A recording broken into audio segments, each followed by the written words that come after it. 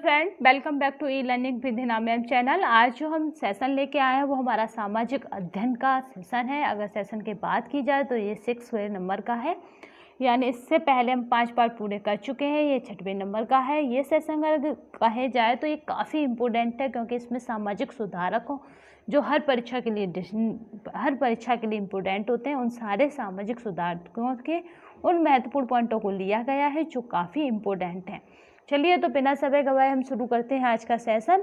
एक motivation quote जो आपको ऊर्जावान रखेगा तथा आपके दिन को और ज़्यादा बेटर करेगा तथा दूसरों से अलग करने के लिए आपको प्रेरित करता रहेगा।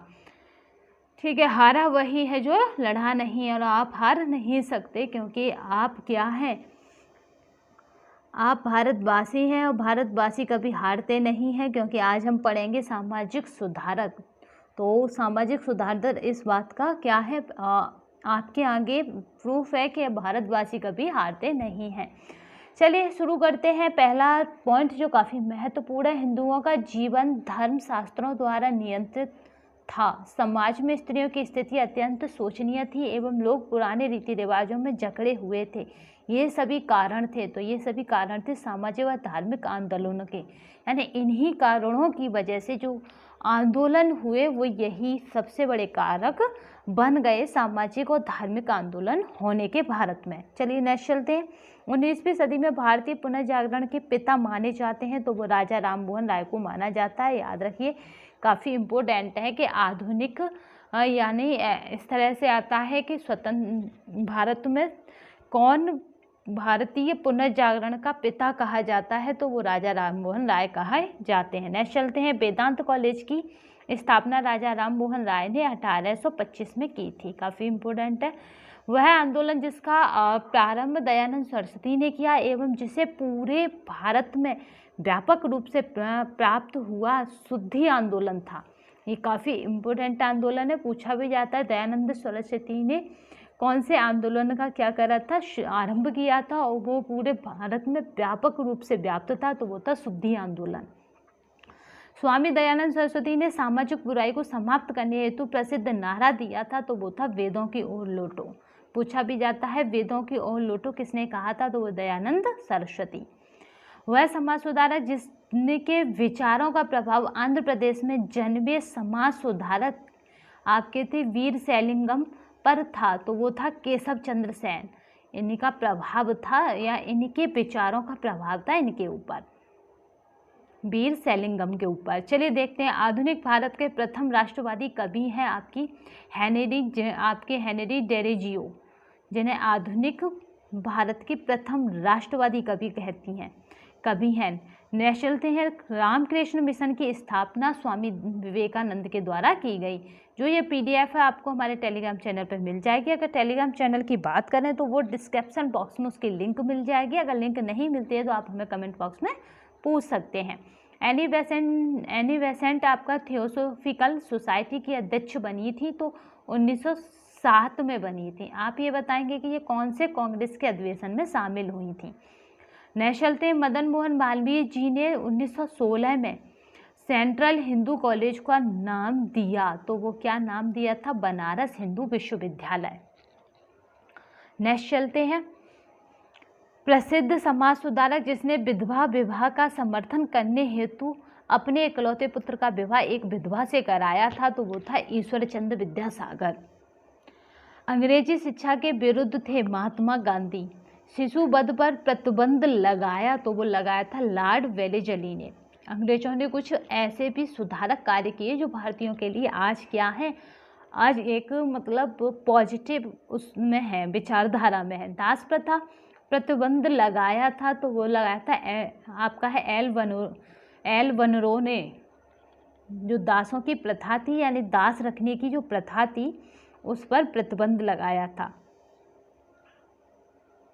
जो व्यक्ति एक से अधिक भाषाएं जानता हो वह होता है बहुभाषित। उस समय बहुभाषितों का बहुत प्रचलन था, क्योंकि अंग्रेज इंग्लिश जानते थे, भारतीय हिंदी जानते थे। इन दोनों की मध्यस्थता कौन करा पाता था, जो बहुभाषित होता था, जैसे इंग्लिश और हिंदी दोनों आती थी। हंटर आयोग का गठन किया गया था 1882 से 83 में। 82 से 83 में। चलिए, शिक्षा का मूल उद्देश्य प्रतिष्ठा और स्वाभिमान का भाव पुनर्जीवित करना होना चाहिए, ये कथन था गांधी जी का। शिक्षा के द्वारा मस्तिष्क व आत्मा का उचित विकास हो, यह कहा था महात्मा गांधी जी ने। अंग्रेजी शिक्षा ने भारतीयों को अपाहिज बना दिया है, ये सारी कोटेशन बहुत पूछी जाती हैं। बना दिया है, यह कथन किसका है? गांधी जी का। ये बहुत पूछा है, किसने कहा था कि अंग्रेजी शिक्षा को भारतीय ने अपाहिज बना दिया है? तो वो थे गांधी जी। सबसे बड़ी बात थी कि अंग्रेज क्या चाहते थे? केवल क्लर्क बनाना। तो उन्होंने उसी माध्यम की यानी उसी तरह की शिक्षा को भारत में लाने का प्रयास किया, जिससे उन्हें द्विभाषीय यानी क्लर्क मिल जाए और उनका काम अच्छे से हो जाए, यानी उनका व्यापार भारत में अच्छे से हो जाए। तो इसलिए गांधी जी उस शिक्षा से ज़्यादा खुश नहीं थे। पुनर्जीवित करना होना चाहिए, तो ये गांधी जी का कथन है। शिक्षा के द्वारा मस्तिष्क व आत्मा का उचित विकास हो, ये भी गांधी जी का कथन है। और शिक्षा से अंग्रेजी शिक्षा भारतीयों को अपाहिज बना रही है, ये भी गांधी जी की कोटेशन है। चलिए नेक्स्ट चलते हैं। समाचार पत्रों का मुक्तिदाता कहा जाता है, तो वो आपका है मैडकॉफ।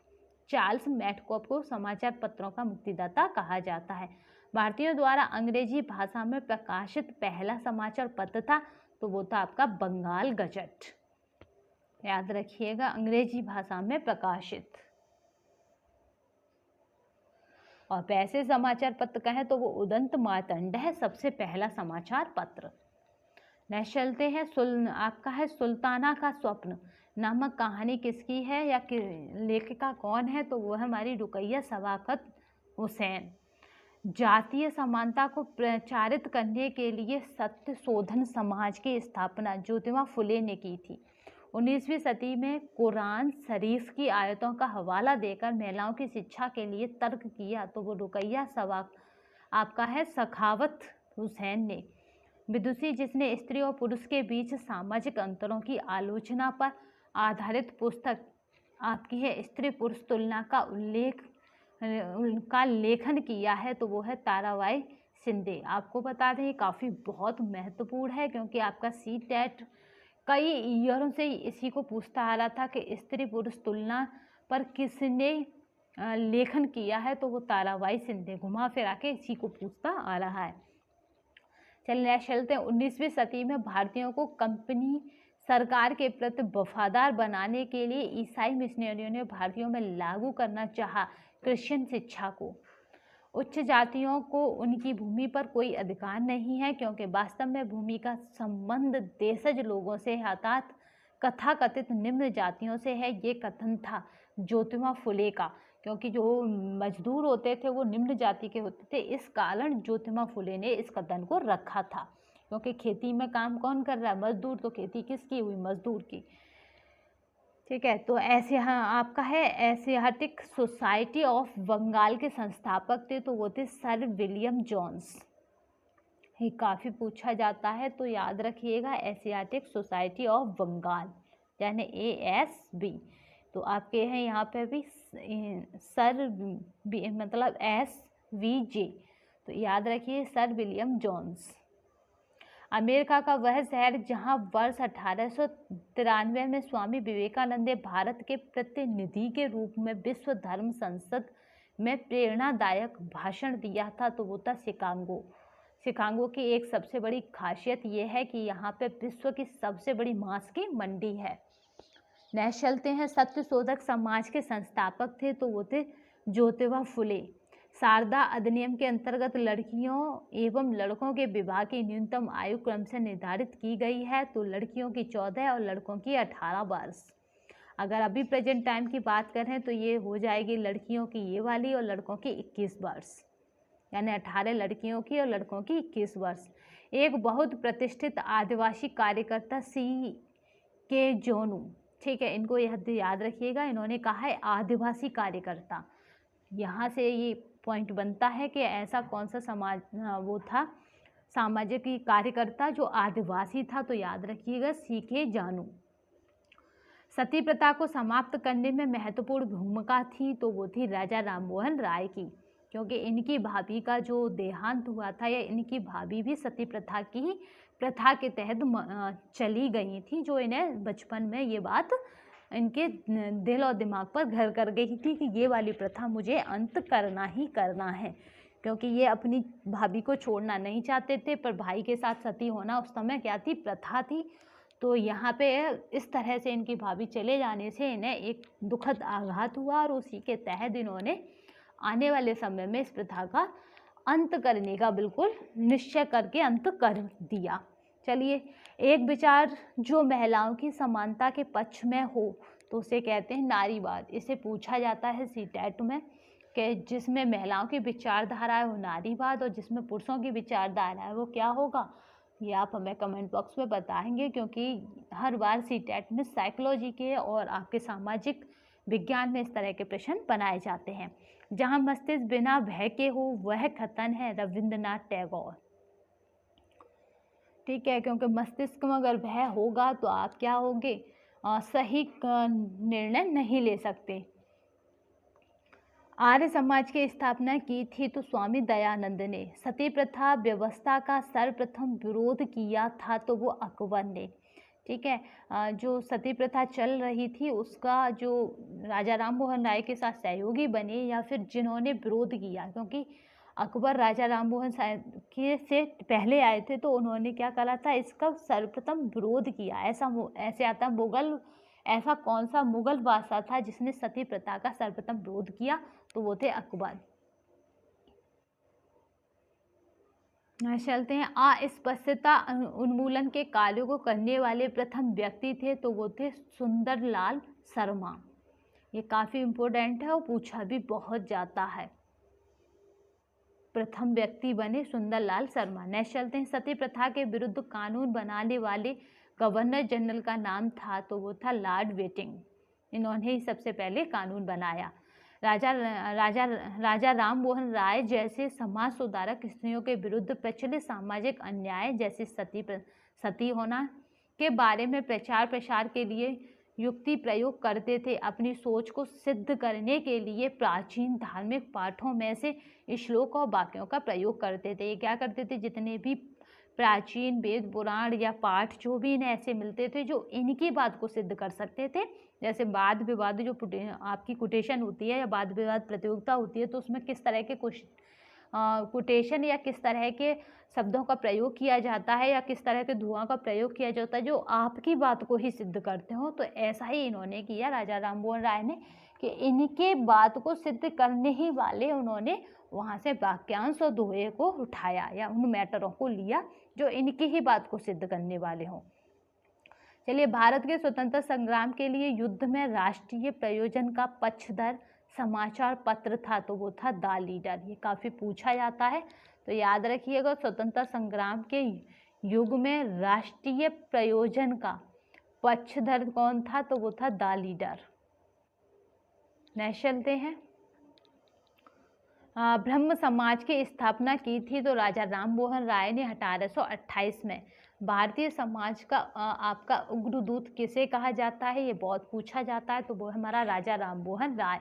सती प्रथा का अंत किया था तो वो किया था राजा राम मोहन राय और लॉर्ड विलियम बेटिक के, क्योंकि नियम किसने बनाए थे, उस समय बनाए थे आपके बेटिक ने। ठीक है, आर्य समाज की स्थापना की थी तो वो थी दयानंद सरस्वती के द्वारा 1875 में। दयानंद सरस्वती की रचना है तो वो है सत्यार्थ प्रकाश। रामकृष्ण मिशन की स्थापना की थी विवेकानंद ने आपके 1897 में। सत्यशोधन समाज का गठन किया था तो ज्योतिबा फुले ने। स्वामी विवेकानंद ने शिकागो के विश्व धर्म सम्मेलन में भाग लिया था तो 1893 में। ये बहुत मोस्ट इम्पोर्टेंट है, बहुत बार पूछा जा चुका है। ठीक है, 1893 में भाग लिया था इन्होंने और 1897 में क्या किया था, रामकृष्ण मिशन की स्थापना की थी। आपका थियोसोफिकल सोसाइटी की स्थापना की थी तो कर्नल आपका है अलकाट एवं मैडम आपके ब्लास्टोवास्की ने। काफ़ी ये भी इम्पोर्टेंट है पर ये कभी नहीं, ये विवेकानंद जो है उन्हें जरूर देख लीजिएगा। 1893 शिकागो में धर्म सम्मेलन में भाग लिया था, 97 में क्या किए थे इन्होंने, रामकृष्ण मिशन की स्थापना की थी। नेक्स्ट चलते हैं, आपके हिंदू धार्मिक सामाजिक आंदोलन। आत्मीय सभा स्थापना कब हुई थी? 1815 में। स्थल की बात की जाए तो कलकत्ता था। संस्थापक कौन था? राम मोहन राय। ब्रह्म सभा, इसके भी 1828 में। स्थान कहाँ था? कलकत्ता में था। संस्थापक कौन था? राम मोहन राय। आपका नेक्स्ट चलते हैं, भारत का ब्रह्म समाज, तो यहाँ पे थी 1866, तो कलकत्ता केशव चंद्र सेन। ये घुमाने वाली इसलिए ये पूछ ली जाती है। भारत का ब्रह्म समाज, तो ये था 1866, कलकत्ता केशव चंद्र सेन। प्रार्थना समाज की स्थापना आपका 1867 बम्बई में की गई थी, डॉक्टर आत्माराम पांडुरंग के द्वारा। आर्य समाज की स्थापना 1875 में बम्बई में की गई थी, स्वामी दयानंद सरस्वती के द्वारा। रामकृष्ण मिशन की स्थापना 1897 यानी 1897 आपका है बेलूर, स्वामी विवेकानंद के द्वारा। स्थान जरूर याद रखिएगा इनका, बेलूर। मानव धर्म सभा की स्थापना 1844 सूरत में आपका है दुर्गा राम और आपका है मंछा राम के द्वारा। दोनों ही राम राम है, राम प्लस 2। नेक्स्ट चलते हैं, आपका थियोसोफिकल सोसाइटी की स्थापना 1875 में न्यूयॉर्क में मैडम HP व कर्नल आपका है अल्कोट। नेक्स्ट चलते हैं, काफ़ी इम्पोर्टेंट क्वेश्चन है और ये क्वेश्चन इसलिए भी इम्पोर्टेंट हो जाते हैं क्योंकि ये परीक्षा की दृष्टि से काफ़ी अहम है। इनमें से हर बार पेपरों में 1 या 2 आता ही आता है, रहता नहीं है बिना आए। चलिए, आधुनिक भारत में गठन किए गए शिक्षा आयोग, ये काफ़ी इम्पोर्टेंट है कि कौन कौन से शिक्षा आयोग आए। तो पहला था आपका जेम्स टॉमसन प्लान, जिसे 1843 में आया। यह क्या था? इसकी यह सिफारिश क्या थी? यह देसी भाषाओं द्वारा ग्रामीण शिक्षा की विस्तृत योजना थी। ये काफ़ी नहीं पूछा जाता है। इसका परिणाम क्या था कि अंग्रेजी भाषा केवल कॉलेजों तक सीमित रहे तथा एक शिक्षा विभाग का गठन किया गया। अब आइए वुड डिस्पैच का 1854 में।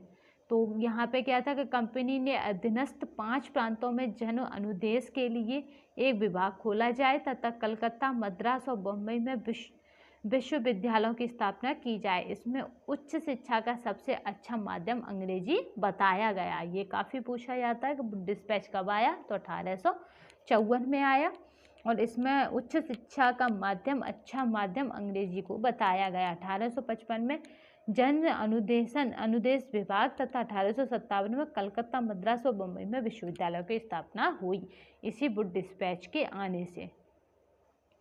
ठीक है, इसका ये परिणाम हुआ कि इसी के आने से क्या हुआ? 1855 में जन समुदाय विभाग बना तथा 1857 में कलकत्ता, मद्रास और बम्बई, यहाँ पे तीनों पर क्या हुए थे? विश्वविद्यालय की स्थापना हुई थी। हंटर शिक्षा आयोग, ये थे 1882 से 83 है। यहाँ पे इसकी सिफारिश प्राथमिक व माध्यमिक शिक्षा तक ही सीमित थी। प्राथमिक शिक्षा स्थानीय भाषा में निजी प्रयासों का अधिनियम प्रोत्साहन और नारी शिक्षा के पर्याप्त प्रबंध का निर्देश था। इसका क्या परिणाम हुआ था ये जानते हैं। ये तो इसकी सिफारिश थी। तो ये था पाश्चात्य ज्ञान के अलावा भारतीय व प्राच्य भाषाओं के पठन पाठन में विशेष रुचि देखने को मिली और 1882 में पंजाब, 1887 में इलाहाबाद विश्वविद्यालय स्थापित किए गए वुड हंटर शिक्षा आयोग के बाद। नेक्स्ट चलते हैं, आपका रेले आयोग, ये था 1902 में। इसकी सिफारिशें क्या थी कि ये विश्वविद्यालय शिक्षा तक सीमित था और विश्वविद्यालय अध्ययन व शोध के लिए आपका प्राध्यापकों की नियुक्ति करनी चाहिए और गवर्नर को विश्वविद्यालय की क्षेत्रीय सीमा निश्चित करने का अधिकार दिया गया। अगर इसकी बात करें कि क्या परिणाम हुए तो इस आयोग की सिफारिश को मद्देनजर 1904 का भारतीय विश्वविद्यालय अधिनियम पारित किया गया। इसमें विश्वविद्यालयों पर सरकारी नियंत्रण बढ़ा, यानी 1904 से ही। और 1902 में ये आया कि हायर एजुकेशन के लिए था। ये बहुत पूछा जाता है, रेलवे आयोग संबंधित है तो वो हायर एजुकेशन से। सैडलर आयोग 1917 से 19 है। इस आयोग ने प्राथमिक से लेकर विश्वविद्यालय शिक्षा के अलावा महिला शिक्षा के लिए आपका स्वायत्ततापूर्ण संस्थाओं की स्थापना तथा व्यापारिक शिक्षा पर जोर दिया। आपका 1912 से 1916 के बीच मैसूर, पटना, बनारस, अलीगढ़, ढाका, लखनऊ तथा आपका उस्मानिया विश्वविद्यालय खोले गए। और यहाँ पे बात करते हैं आपका हरटोंग समिति, तो यह था आपकी है 1929 है। इसने प्राथमिक शिक्षा के राष्ट्रीय महत्व पर बल दिया, परंतु शीघ्र प्रसार अथवा अनिवार्यता की नीति की निंदा की, अपने सुधार व एकीकरण की नीति की सिफारिश की। ठीक है, तो इसके परिणाम कुछ खास नहीं हुए। तो नेक्स्ट चलते हैं, आपका है सार्जेंट आयोग। ये काफ़ी इम्पोर्टेंट आयोग है, तो इसे देख लेते हैं। आपका सार्जेंट आयोग, क्योंकि ये आयोग क्या है, परीक्षा की दृष्टि से काफ़ी इम्पोर्टेंट हो जाता है। उसके बाद हम देखेंगे आधुनिक भारत की राजनीतिक और राष्ट्रवादी संस्थाएं, क्योंकि ये हमें क्या करना है, जीएस का अपना पार्ट पूरा मजबूत करना है, जो राष्ट्रवादी तथा क्या है, समाज सुधारक से संबंधित है। सार्जेंट योजना की बात करें तो 1944 से इस योजना ने एक राष्ट्रीय शिक्षा योजना तैयार की, जो 6 से 11 वर्ष के बच्चों के लिए व्यापक, निःशुल्क तथा अनिवार्य शिक्षा का प्रबंध करने को कहा। यह योजना के तहत उत्तर माध्यमिक श्रेणी समाप्त कर देनी थी। अगर इसके परिणाम देखें तो ये सिफारिशें महत्वपूर्ण थी, पर इन्हें तत्कालीन स्थिति में लागू करना असंभव था। अब बात करते हैं राधा कृष्ण आयोग की, जो काफ़ी इम्पोर्टेंट हो जाता है तथा यह स्वतंत्रता के बाद का सबसे पहला आयोग था। तो ये 1948 से 49 यानी 48 से 49, 1948 से 49 इस आयोग ने विश्वविद्यालय शिक्षा पर अपनी रिपोर्ट पेश की। इस आयोग के अनुसार विश्वविद्यालय से पूर्व 12 साल का अध्ययन होना चाहिए, सामान्य शिक्षा पर अधिक बल देना चाहिए, एक विश्वविद्यालय अनुदान आयोग का गठन होना चाहिए। अगर इसके परिणाम की बात करें तो 1853 में विश्वविद्यालय अनुदान आयोग का गठन किया गया। अब आइए कोठारी की शिक्षा आयोग, ये था हमारा 1964। इस आयोग ने शिक्षा पद्धति के लचीलेपन की आवश्यकता पर बल दिया, कार्य अनुभव तथा नैतिक शिक्षा पर भी बल दिया। अगर इसके परिणाम की बात करें तो इस आयोग की सिफारिशों को मद्देनजर रखते हुए आपका था 1968 में शिक्षा की राष्ट्रीय नीति की घोषणा की गई। यानी सबसे पहले जो शिक्षा की पॉलिसी बनी वो 1968 थी। इससे बाद जो आई, यानी सबसे पहले आपका जो पॉलिसी बनी वो 1968 की थी, जो सबसे पहले एजुकेशन पॉलिसी थी। ठीक है, जिसको बोलते हैं आपका नेशनल एजुकेशन NEP। ठीक है, NEP क्या थे, ये सबसे पहली एजुकेशन पॉलिसी थी जो किस पर बनी थी, शिक्षा पर बनी थी और काफ़ी इम्पोर्टेंट थी। नेशनल एजुकेशन पॉलिसी जो सबसे पहले आई थी वो आई थी 1968 में। ठीक इसके बाद जो पॉलिसी आई थी वो आई थी हमारी 1986 में। ठीक इसका उल्टा कर देंगे 68 का। इसके बाद जो पॉलिसी आई वो आई थी 1986 में। ठीक है, 1986 के बाद जो पॉलिसी आई है उस पॉलिसी का नाम याद रखिएगा, जो 2020 में आई है। ठीक है, एजुकेशन पॉलिसी पे प्लान बनते रहे। तो प्लान आपका जो एजुकेशन पॉलिसी का जो प्लान आया था, जिसे एक्शन प्लान कहते हैं, तो वो प्लान आया था 1991 में। तो इस तरह से प्लान आते रहे। वो किसका प्लान था, वो था इसका 1986 का। यानी इसमें जो सुझाव दिए थे वो किस तरह क्रियान्वित होंगे, किस तरह हर राज्य तक पहुंचेंगी वो सुविधाएं, वो उसमें बताई गई थी आपकी 1991 से 1992 का एजुकेशन पॉलिसी प्लान में या एक्शन प्लान में। चलिए नेक्स्ट चलते हैं। आधुनिक भारत की राजनीतिक और राष्ट्रवादी संस्थाएं देख लेते हैं जो उस टाइम पे बनी थी। आपका है लैंड होल्डर्स सोसाइटी। तो आपका होल्डर्स सोसाइटी जो है वो है द्वारिका नाथ टैगोर की कलकत्ता में स्थापित हुई थी। अगर इसकी सन की बात की जाए तो ये 1838 में स्थापित तो हुई थी, 1838 में। नेक्स्ट देख लेते हैं 1839 में British Indian society William Adam ने स्थापित की थी लंदन में। नेक्स्ट देखते हैं, आपका है नेक्स्ट चलते हैं 1843 बंगाल ब्रिटिश इंडियन सोसाइटी। अगर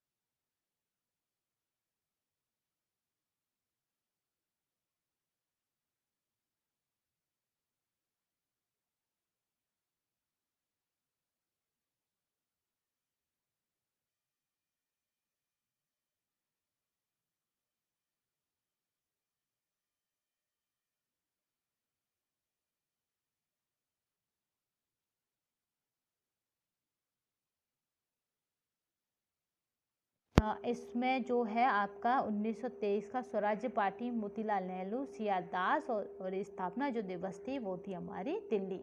तो आई होप हमने सारी संस्थाओं को और सारे समाज सुधारकों को कवर कर लिया है। इन पर एमसीक्यू टाइप जो क्वेश्चन बनेंगे वो हमारी अगली श्रृंखला यानी जो आपकी जूनियर शिक्षक भर्ती चल रही है आप लोगों को उसमें मिल जाएंगे देखने को, क्योंकि वो जो जूनियर शिक्षक भर्ती चल रही है वो यूनिट वाइज आपको रिवीजन करा रही है, वो भी एमसीक्यू टाइप क्वेश्चनों के माध्यम से, जो काफ़ी इम्पोर्टेंट है तथा परीक्षा की दृष्टि से भी उपयोगी है। ये जो पीडीएफ है वो आपको हम टेलीग्राम चैनल पर प्रोवाइड करा देंगे, तो परेशान होने की आवश्यकता नहीं है, तो आपको ये टेलीग्राम चैनल में मिल जाएगी। तो बस अब तक के लिए धन्यवाद। जय हिंद, जय भारत। अगर आप नए हैं इस चैनल पर तो इस चैनल को सब्सक्राइब कर लीजिए तथा बगल में जो बेल आइकन है उसे ऑन कर लीजिए तथा जिससे कि कोई भी नोटिफिकेशन आपको सबसे पहले प्राप्त हो सके, किसी भी तरह का हो, चाहे वो लाइव क्लास का हो या कैसे भी कंटेंट का हो, कुछ भी हो, कोई भी नोटिफिकेशन अगर हमारी तरफ से डाला जाए तो वो आपके पास सबसे पहले आए। तो इसलिए आप बेल आइकन को ऑन कर लीजिए और क्या करिए, चैनल को सब्सक्राइब कर लीजिए। ये पीडीएफ आपको हमारे टेलीग्राम चैनल पर मिल जाएगी। टेलीग्राम चैनल की लिंक जो है वो मैं डिस्क्रिप्शन बॉक्स में डाल दूँगी, तो परेशान होने की आवश्यकता नहीं है। तो अब तक के लिए बस जय हिंद, जय भारत।